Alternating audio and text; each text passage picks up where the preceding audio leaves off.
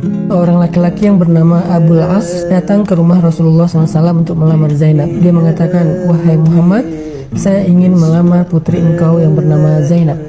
Kemudian Nabi mengatakan, "Saya tidak akan menikahkan dia sebelum saya bertanya pendapatnya." Waktu itu Nabi belum mendapatkan wahyu, artinya belum menjadi Nabi. Zainab setuju dengan lamaran Abul As, maka menikahlah Zainab dengan Abul As. Selang beberapa lama kemudian, Rasulullah SAW mendapatkan wahyu dan dilantik oleh Allah sebagai Nabi. Setelah Zainab masuk Islam, Zainab pulang ke rumahnya, mengatakan kepada suaminya, "Wahai Abul As, sesungguhnya ayah saya adalah Nabi. Dia mengajarkan kebenaran tentang agama, bahwa tidak ada Tuhan selain Allah, dan dia adalah utusan Allah." Abul As kaget. "Apa yang kau katakan, wahai Zainab?"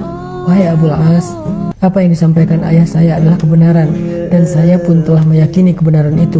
Jika engkau berkenan, marilah ikut dengan saya. Kita sama-sama belajar tentang kebenaran ini." Kemudian Abul As mengatakan, "Saya tidak ada urusan dengan omong kosong ini.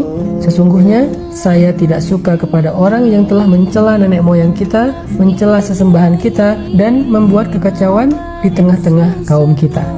Akhirnya Abul As membiarkan Zainab dengan agamanya, sedangkan Abul As sendiri tidak mau memeluk Islam. Kaum muslimin satu persatu berangkat berhijrah ke kota Madinah, dan yang terakhir Rasulullah SAW juga dapat perintah untuk berhijrah bersama Abu Bakar.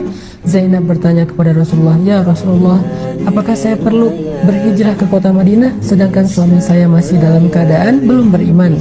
Nabi mengatakan, "Wahai Zainab, tunggulah. Tetaplah kamu bersama dengan suamimu di kota Mekah." Akhirnya Zainab dengan berat hati pisah dengan ayahnya tercinta Rasulullah SAW. Selang setahun kemudian terjadilah perang Badar. Dalam peperangan itu Abul As keluar bersama dengan pasukan kaum musyrikin untuk memerangi Nabi SAW. Kita tahu perang Badar Allah memberikan kemenangan yang besar bagi kaum muslimin.